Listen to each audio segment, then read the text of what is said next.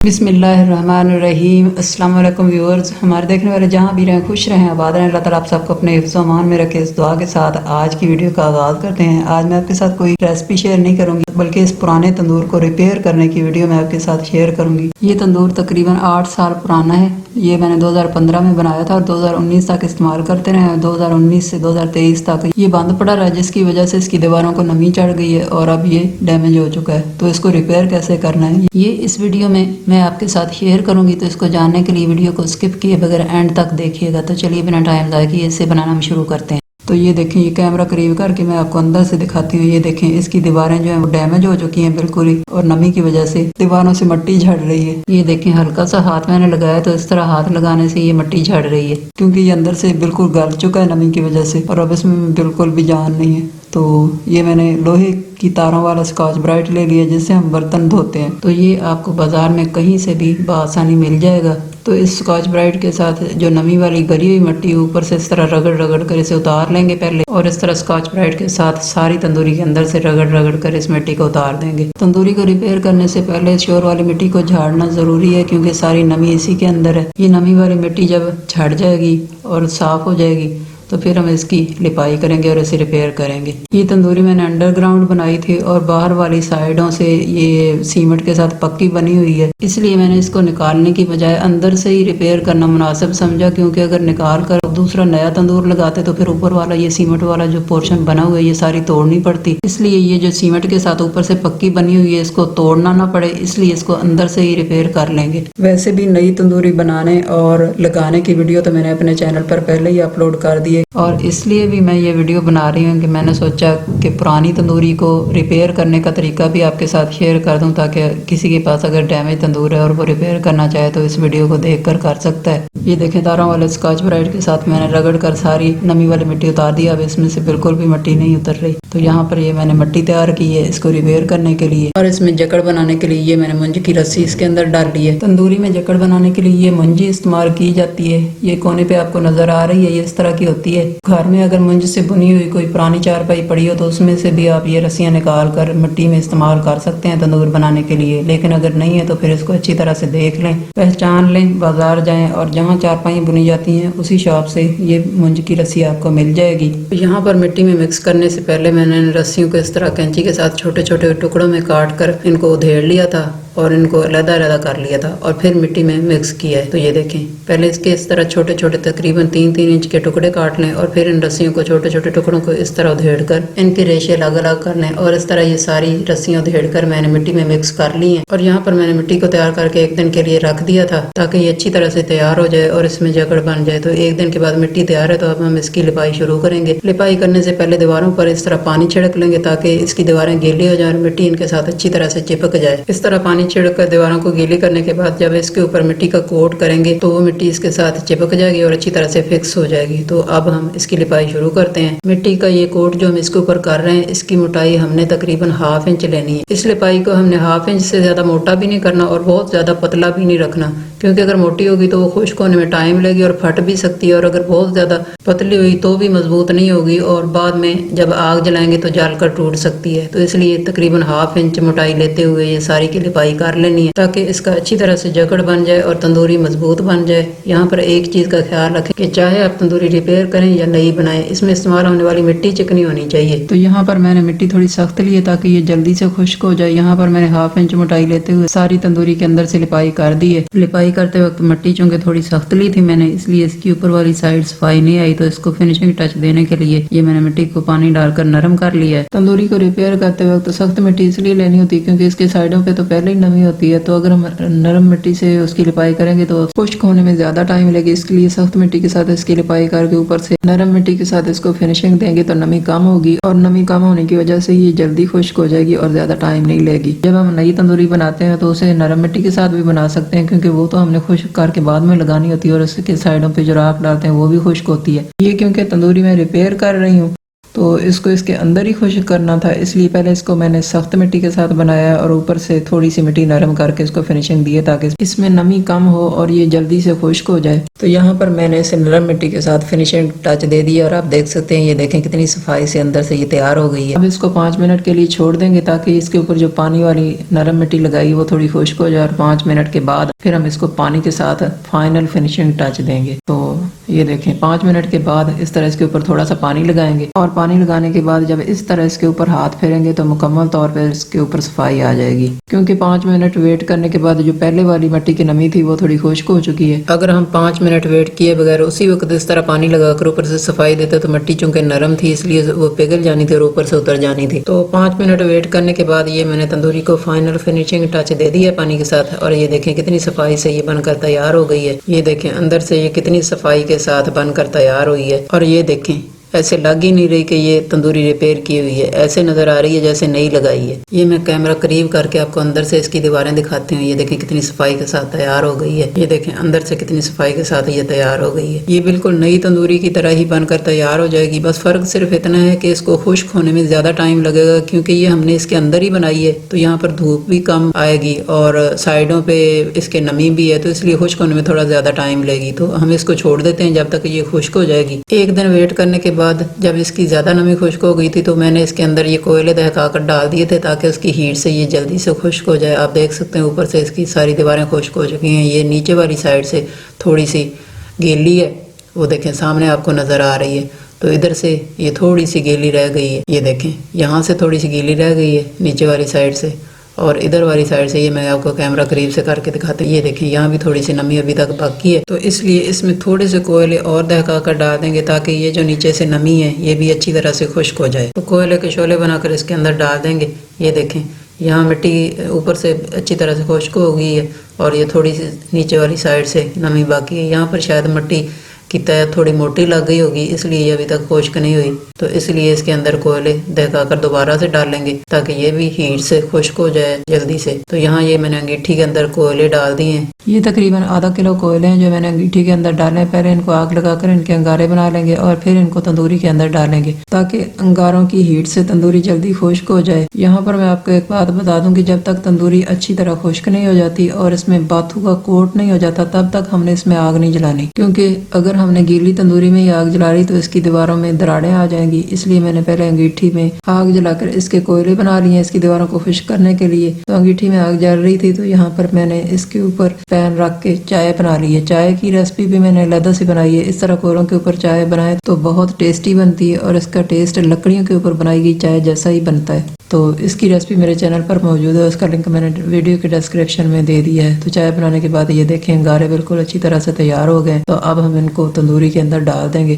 ताकि उसकी दीवारों में जो थोड़ी बहुत नमी है वो खुश्क हो जाए अच्छी तरह से। तो यहाँ पर ये अंगारे मैंने तंदूरी के अंदर डाल दिए हैं ताकि इनकी हीट से नीचे से जो थोड़ी सी तंदूरी गीली रह गई है जो मैंने आपको दिखाई थी वो खुश्क हो जाए। ये देखें जहाँ से तंदूरी गीली नजर आ रही है वहाँ ये अंगारे मैंने इस तरह इकट्ठे कर दिए हैं और अब इनकी हीट से ये जो तंदूरी नीचे से थोड़ी सी गीली नजर आ रही है ये भी खुश्क हो जाएगी। ये तंदूरी मैंने अंडरग्राउंड लगाई हुई है, आप इसे जमीन के ऊपर भी लगा सकते हैं। नया तंदूर बनाने और लगाने की वीडियो मेरे चैनल पर पहले ही मौजूद है, उसका लिंक मैंने वीडियो के डिस्क्रिप्शन में दे दिया है। अगर आप नया तंदूर बनाना और लगाना चाहते हैं तो उस वीडियो को देखकर बना सकते हैं। तो ये देखें ये कोयले मैंने साइड पे इकट्ठे कर दिए हैं जहाँ से तंदूरी गीली है ताकि इनकी हीट से ये खुश्क हो जाए। ये देखें यहाँ से गीली थी तो यहाँ मैंने अंगारे रख दिए, जब तक ये बुझेंगे उतनी देर में ये नमी भी खुश्क हो जाएगी। तो यहाँ पर ये मैंने बाथू ले लिया है, इसके पत्ते और इसकी नरम नरम डंडियाँ उतार लेंगे और जो सख्त है उनको अलहदा कर देंगे, क्योंकि नरम डंडियों में और पत्तों में ही ज्यादातर पानी होता है। तो इसका हमने तंदूरी के अंदर पोंछा लगाना है खुश्क होने के बाद, तो इसलिए इनको नरम नरम डंडियाँ और पत्ते उतार कर ये मैंने कुंडी के अंदर डाल ली हैं और अब इनको क्रश करेंगे। ये देखें ये बाथू इस तरह का होता है, तंदूरी के अंदर बाथू का ही पोंछा लगाया जाता है क्योंकि इसके पानी में लेस होता है और उससे फिर जकड़ बन जाता है और तंदूरी पक्की हो जाती है। तो यहाँ पर कुंडी में डालकर इसको डंडे के साथ इस तरह से कूट लेंगे और अच्छी तरह से बारीक करेंगे और इसको इतनी देर तक कूटना है जब तक इसमें से पानी निकलने लग जाए। तो ये देखें यहाँ पर ये बारीक हो गया अच्छी तरह से और अच्छी तरह से मैंने इसको कूट कर बारीक कर लिया है और इस तरह अच्छी तरह कूटने के बाद अब इसको थोड़ा सा हाथ में लेंगे और इस तरह से इसे निचोड़ कर देखेंगे। जब हाथ में लेकर इस तरह निचोड़ने से ऐसे पानी के छींटे गिरने लगेंगे तो इसका मतलब है ये बिल्कुल तैयार है। ये देखें जैसे मैं इसको निचोड़ रही हूँ तो इसमें से पानी के कतरे नीचे गिर रहे हैं। जब ऐसा हो जाए और इस तरह इसमें से पानी निकलने लगे तो इसका मतलब है बातू तंदूरी में पोंछा लगाने के लिए बिल्कुल तैयार है। अब हम इसको कुंडी से निकाल कर शापर में डाल लेंगे और इसी तरीके से सारा बातू कूट कर शापर में डालते जाएंगे और सारे को तैयार कर लेंगे। क्योंकि हमने बातू के 4 कोट करने हैं तो इस तरह थोड़ा थोड़ा करके 4 मरतबा कुंडी में डालेंगे और कूट कर सारे को तैयार कर लेंगे। तो ये देखें यहाँ पर मैंने ये सारा बातू कूट कर तैयार कर लिया है। अब तंदूरी में इसका पोंछा लगाएंगे। तो पहला कोट तंदूरी में आप करने लगे तो इस तरह थोड़ा सा बाथू मुट्ठी में ले लेंगे और इसको इस तरह तंदूरी के अंदर फेरते जाएंगे हाथ के साथ और इसमें जो पानी है वो इस तरह तंदूरी के साथ लगता जाएगा और इस तरह पहला कोट कंप्लीट हो जाएगा। इस तरह हाथ के साथ बाथू को तंदूरी के अंदर फेरने से इसके साथ ये जो पानी लगता जा रहा है इसमें लेस होता है और इस तरह जब ये खुश्क हो जाता है तो इससे जकड़ बन जाता है और तंदूरी की ये जो मिट्टी है ये पक्की हो जाती है। इस तरह सारी तंदूरी के अंदर एक दफा बाथू फेर देंगे। जब तंदूरी इसका पानी जज्ब कर लेगी तो फिर ऊपर से दोबारा फेर देंगे और इस तरह सारी तंदूरी के अंदर 2 मरतबा बाथू फेरने से पहला कोट कंप्लीट हो जाएगा। और ये देखें यहाँ पर मैंने पूरी तंदूरी के अंदर 2 मरतबा बाथू का पोंछा लगा दिया और इस तरह पहला कोट कंप्लीट हो गया है। अगर तंदूरी नई बनी हो तो ये कोट 4 घंटे में खुश्क हो जाता है और 4 घंटे के बाद दूसरा कोट हो जाता है। लेकिन ये चूंकि रिपेयर तंदूरी है इसकी साइडों पे नमी है तो इसको खुश्क करने के लिए एक रात के लिए छोड़ना पड़ेगा। ये देखें ये पहला कोट कंप्लीट करने के बाद मैंने इसको इस तरह हाथ लगा के देखा तो ये देखें ये कोट अभी गीला है लेकिन बाथू के पानी से ऐसा जकड़ बन गया है कि जब मैं इसके ऊपर ऐसे हाथ फेर रही हूँ तो ये देखें मेरे हाथ के साथ मिट्टी बिल्कुल भी नहीं आ रही। तो अब ये शापर वाला बाथू साइड पे रखेंगे और इसको एक रात के लिए छोड़ देंगे ताकि ये अच्छी तरह से खुश्क हो जाए। रात को बारिश का मौसम बना हुआ था तो मैंने इसे ऊपर से कवर कर दिया था। अब सुबह हो गई है तो अब इस शापर को ऊपर से हटा देते हैं और इसको खोल कर देखते हैं। ये देखें पहला कोट मुकम्मल तौर पर खुश्क हो चुका है। ये देखें जब मैंने इसके ऊपर इस तरह हाथ लगाया तो मुझे जरा भी नमी फील नहीं हुई, ये अच्छी तरह से खुश्क हो गया है। तो अब हम इसके ऊपर दूसरा कोट करेंगे। दूसरा कोट भी उसी तरीके से करेंगे जैसे पहला कोट किया था, यानी सारी तंदूरी के अंदर एक दफा बाथू फेर देंगे और जब तंदूरी बाथू की नमी को जज्ब कर लेगी तो दोबारा सारी तंदूरी के ऊपर बाथू फेर देंगे। तो ये देखें यहाँ पर मैंने 2 मरतबा बाथू का पोंछा लगाकर दूसरा कोट भी कंप्लीट कर लिया है। दूसरा कोट कंप्लीट होने के बाद इसको 1 दिन के लिए छोड़ देंगे ताकि ये अच्छी तरह से खुश्क हो जाए। मैंने इसको 1 दिन के लिए छोड़ दिया था ताकि ये अच्छी तरह से खुश्क हो जाए और ये खुश्क हो चुकी है। 1 दिन गुजर चुका है, रात को बारिश हो गई थी तो मैंने इसको ऊपर से शापर के साथ कवर कर दिया था। अब शापर हटाएंगे और अगली सुबह इसको चेक करेंगे। ये देखें तंदूरी अच्छी तरह से खुश्क हो गई है, दूसरा कोट भी खुश्क हो गया है।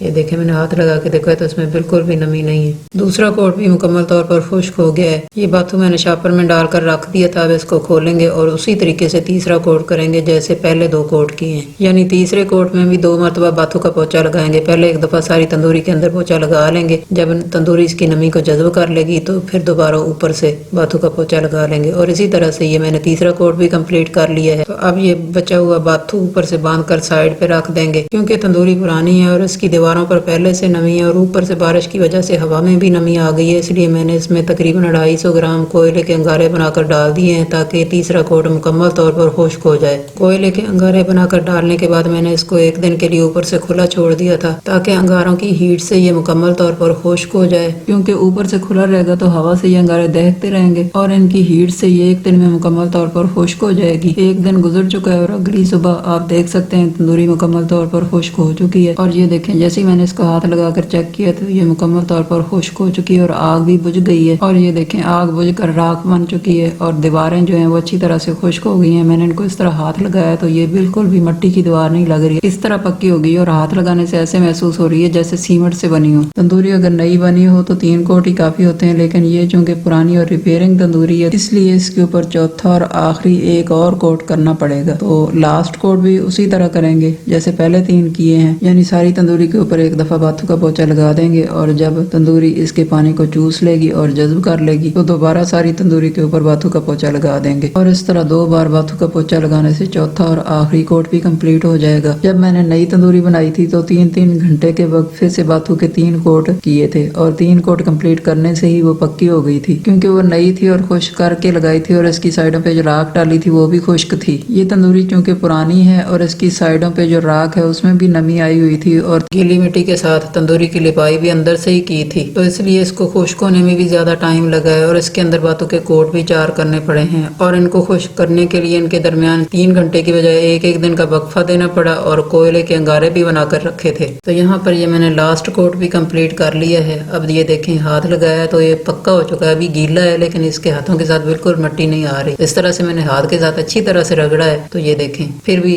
हाथों के साथ बिल्कुल भी मिट्टी नहीं आ रही और ये अच्छी तरह से पक्का हो गया है, क्योंकि बाथों में काफी लेस था। तो अब इसको 1 दिन के लिए छोड़ देंगे ताकि ये अच्छी तरह से खुश्क हो जाए। 1 दिन गुजर चुका है और अगली सुबह ये देखें आखिरी कोट भी मुकम्मल तौर पर खुश्क हो गया है। अब ये मैंने पुराने कपड़े का एक पीस ले लिया और इसको केरोसिन ऑयल यानी मिट्टी के तेल के साथ इस तरह गीला कर लेंगे और आखिर में मिट्टी के तेल का पोंछा लगाएंगे। इसको मिट्टी के तेल के साथ इस तरह गीला करेंगे और सारी तंदूरी के अंदर इस तरह फेर कर मिट्टी के तेल का पोंछा लगा देंगे और इस तरह मिट्टी के तेल का पोंछा लगाने के फौरन बाद ही इसके अंदर लकड़ियां लगाएंगे और आग जला देंगे। और जब आग जलने से तंदूरी की दीवारों के ऊपर लगा हुआ मिट्टी का ये तेल जलेगा तो आप देखेंगे कि तंदूरी की दीवारें पक जाएंगी और सुर्ख हो जाएंगी। तो ये देखें यहाँ पर ये मैंने मिट्टी के तेल का पोंछा भी लगा लिया है। तो अब इसके अंदर लकड़ियां लगाएंगे, पहले मोटी लकड़ियां लगा देंगे और फिर इसके ऊपर थोड़ी पतली लकड़ियां लगाएंगे और पतली लकड़ियां लगाने के बाद इसके ऊपर कागज़ और शापर लगा देंगे ताकि इनको जल्दी से आग लग जाए। तो यहाँ पर ये मैंने इसके ऊपर शापर डाल दिए, ऊपर थोड़े से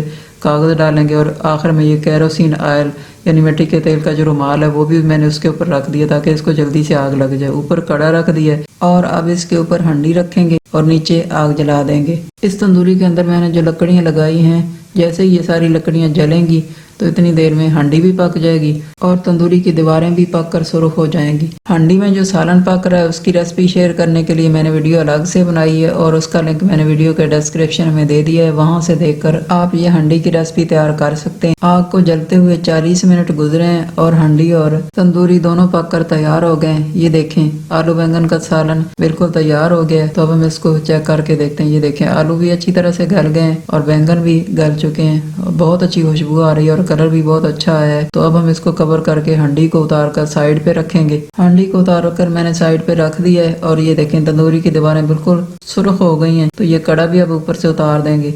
तो तंदूरी पककर बिल्कुल तैयार हो चुकी है रोटियां लगाने के लिए। तो अब हम इसके अंदर रोटियां लगा लेते हैं, एक एक करके सारी के अंदर लगा देंगे रोटियां पहले। तो यहाँ पर ये मैंने सारी के अंदर एक एक करके रोटियां लगा दी हैं। तो ये देखें अब रोटियां पक गई हैं। तो अब इनको एक एक करके उतार लेते हैं, जैसे जैसे ये पकती जाएंगी इनको उतारते जाएंगे। ये देखें कितनी अच्छी तरह से पक कर तैयार हुई है। तो इसी तरह से एक एक करके जैसे लगाई है इसी तरह से उतारते जाएंगे। ये देखें ये मैंने दूसरी रोटी भी उतार ली है, कितनी अच्छी तरह से रोटी बनकर तैयार हुई और बहुत अच्छी खुशबू आ रही है। तो यहाँ पर ये मैंने सारी रोटियां लगा रही हैं और ये इनकी फाइनल लुक है। इसी के साथ मुझे इजाज़त दीजिए। Thanks for watching. अल्लाह हाफिज़।